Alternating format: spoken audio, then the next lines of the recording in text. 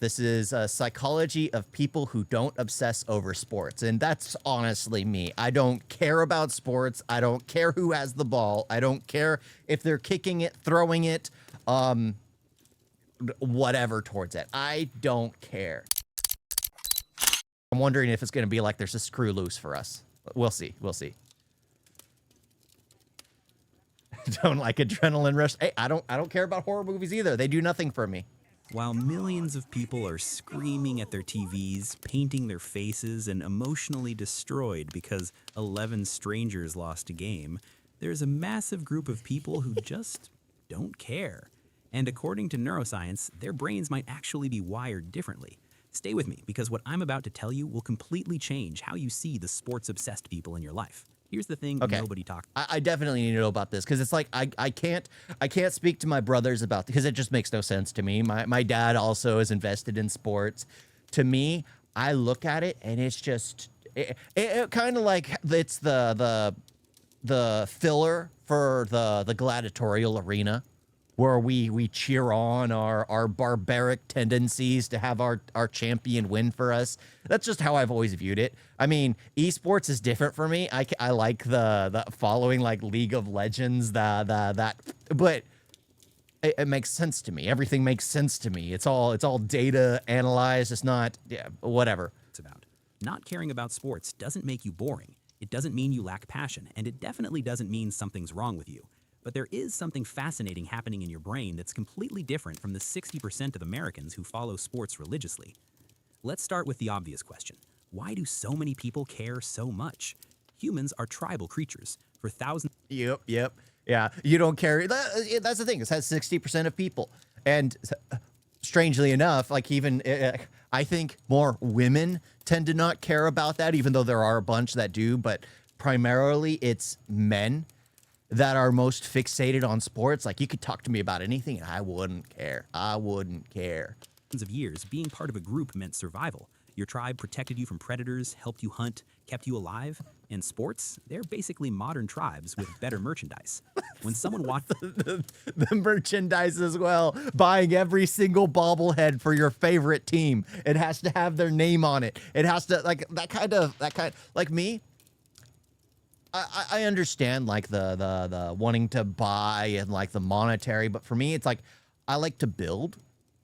So I'll spend something on Legos. There's a reason why I have primarily Legos and books as my background, because, well, and that canvas I drew myself, but it's because I like to well, read, kind of, sort of. And then, my wife is the bigger reader. Let's just be honest. And I like to build Legos. I like to build.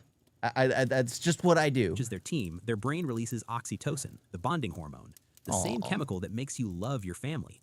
Wild, right? Their brain literally tricks them into thinking these millionaire athletes are part of their clan. But here's where it gets interesting. People who don't obsess over sports often have what psychologists call lower tribal instincts. Their identity isn't as strongly tied.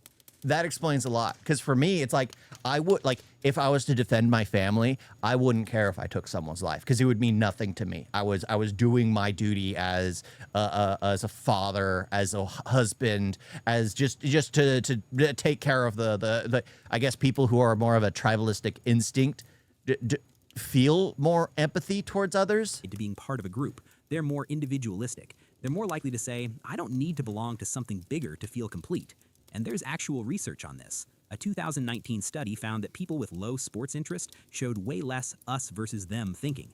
Translation, they don't automatically hate the other team just because they're not on their side. That's why it's easier to look at politics and be like, you all are retards. I think I said that too early in the stream. That word is not allowed on YouTube. But I say retarded all the time, because sometimes people are just being retards. But wait, it gets weirder. Because what happens in the brain of a sports fanatic during a game is legitimately concerning. You know that feeling when you're about to open a present? That anticipation? That's dopamine firing in your brain. Sports fans get that same hit during games. Every play, every possession.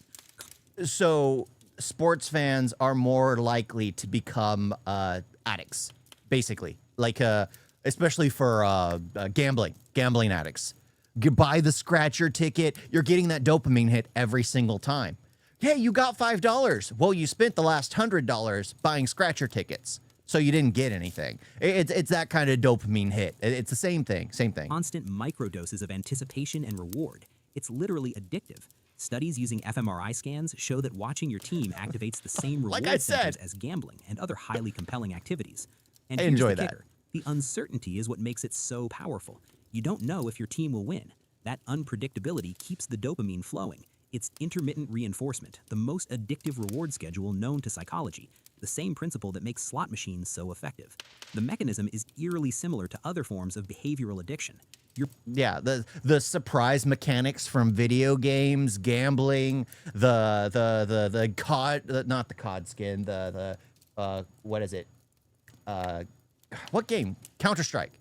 The CS:GO skins gambling. That all that stuff just gives that same exact dopamine. And what's funny is like the Counter-Strike Go, that is where a lot of kids get their gambling start. It's crazy. Brain doesn't distinguish much Oh, between food. different sources of dopamine. Food is there too. Okay, so yeah. A lot of people get social. They have their social batteries. Like I have a non-existent social battery. I go to work in the middle of the night because I don't have to deal with anyone, and I basically by myself. Hobbies, I enjoy my hobbies. I normally do things. Well, I have you all. Okay, I have you all. It's that simple. It's that simple. Sports, no. Exercise, not so much. It just knows it wants more. People who probably don't need care to about exercise sports, more. their dopamine systems simply aren't triggered by vicarious competition. And this might be genetic. Research from the University of Chicago suggests that variations in dopamine receptor genes can predict how much someone cares about competitive spectator activities. Think about that. Your complete indifference to whether the Lakers win or lose might literally be in your DNA. But there's another layer. Sports fans experience something called burging, basking in reflected glory. When their team wins, they say, "We won." When their team... That's why LA, whether they win or lose, the Dodgers, they destroy the city either way. Whether the team wins or lose, they destroy the city of LA. It's funny. That's funny. All animal teams. loses, they lost. Notice the pronoun switch? People who don't obsess over sports are less likely to engage in this psychological distancing. They're more consistent in their self-concept. They don't need external victories to feel successful. Their self-esteem is more stable, less dependent on things completely outside their control. Now, before the comment section explodes, I'm not saying one way is better than the other, but I am saying there are... It's funny how now everyone needs to kind of put a barrier. Hey, I'm not trying to insult anybody. I'm just saying some people like being alone. Some people like being in groups. And that's the case. I mean, I have 4 brothers who all enjoy being in groups. I am the one that's different. And it seems like when we end up having kids, if we do, it's going to be so wanting to be alone since it's in the DNA that... that kid no one probably ever see. Probably end up in the middle of nowhere living off of the grid entirely. legitimate psychological differences, and understanding them is fascinating. Here's something that sounds contradictory. Sports fans often score higher on certain empathy measures. They practice caring deeply about other people's struggles, even if... Like I said in the beginning, I wouldn't care if I had to defend my life and my family. I wouldn't care. Whoops, how'd I do that? those people are strangers wearing their team's jersey. So why don't non-sports people feel that same empathy for athletes? It's about empathy allocation.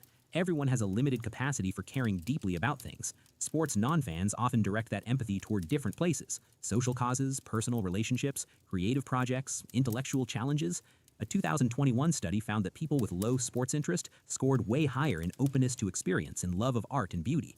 They're getting their emotional highs from art, music, nature, ideas.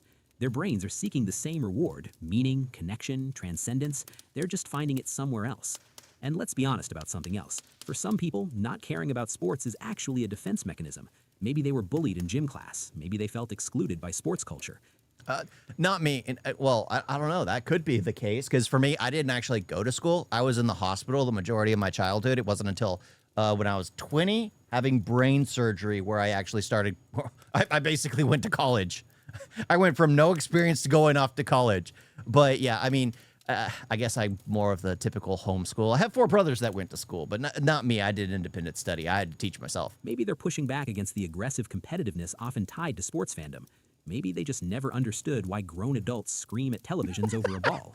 Your indifference might have a back. I love his language there because that's exactly how I feel about it. Either he's a sports fan or he's not, and he's just talking about it because it always looks just it's like mental. It's mental. Why? Why do you care? And of course, some people put money on it, so that makes them more interested. Story. Or maybe you just find it boring. Both are valid. But here's the part that explains so much about why sports fans and non-sports fans sometimes can't understand each other. It comes down to how you experience meaning. Sports fans find meaning in narrative. The underdog story, the comeback, the dynasty, the rivalry. It's compelling because it's unpredictable, real-life drama with genuine stakes. People who don't care about sports often find that randomness meaningless. They think, why would I emotionally invest in an outcome I can't control, performed by people I don't know, in a game that doesn't affect my actual life? They're not wrong, but neither are sports fans. It's just two different approaches to the human need for story and meaning. One group finds epic narrative in a championship run. The other finds it in a novel, a relationship. It's funny because I'll get lost in books like crazy. I go through several books a month most of the time, and I'll go back and go through them again, my favorites, over and over and over again. Even though I know what's going to happen, even though I know every single, I just enjoy it. A creative project, a scientific discovery. Here's what researchers call parasocial investment versus direct engagement.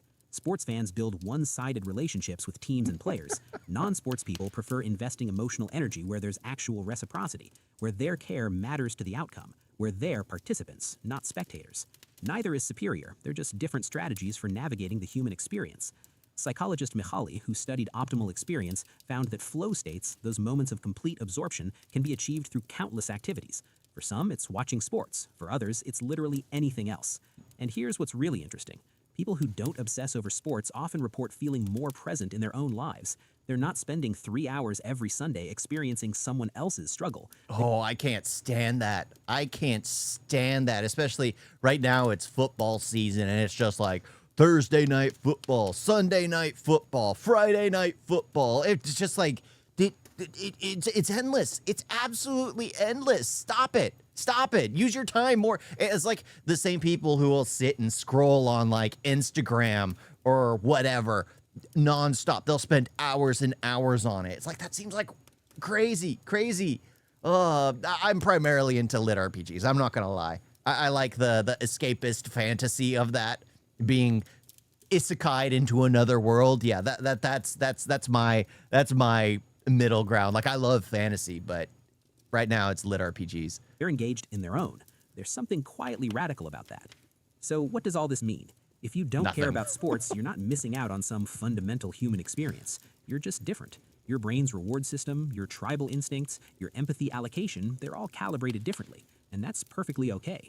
The next time someone asks, did you see the game? And you genuinely could not care less, remember, you're not broken. You're not boring. You're just... And you genuinely could not care less? I like how that's worded. I absolutely do, because that's exactly how... The funny thing is I respond that way. It's like, no, I don't care. That's how I respond, because to me, I don't like building pointless connections either. It's like... Especially like at work, it's like, this is just something I do for a living. It's not something that's important to me. This right here is more important to me. This is more important to me. So I enjoy doing it. And I feel like I should I should spend more time building more of a connection. Honestly, that's how I feel. Playing a different game, one that might, just maybe, have higher stakes.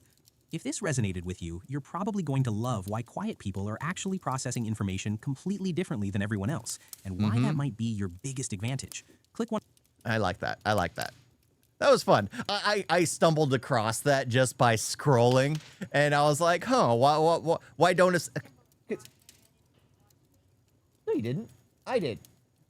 Oh, I added it to the React folder. Yeah, because I was like searching. I'm like, huh, this seems interesting.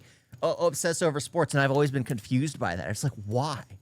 I always knew I was different, but at the same time, I'm just like, why do people invest so much? Like I'll be sitting down with my father, and he'll have the game on, and then they'll show to the crowd, and then you see them with their shirts off and their faces and bodies all painted, and it's just like, what the heck is all this? What the heck is all this? Yeah. That was a really nice watch. I like that. I really like that. Very, very intriguing. I like the philosophy behind it and like breaking it down and being like, there's nothing wrong. Everyone just has their own things. Like, okay, yeah, that makes sense. That makes absolute sense. You guys get a video? Okay with that.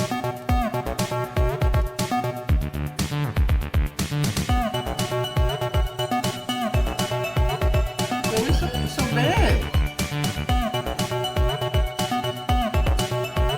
And don't forget to like and subscribe. Wait like that.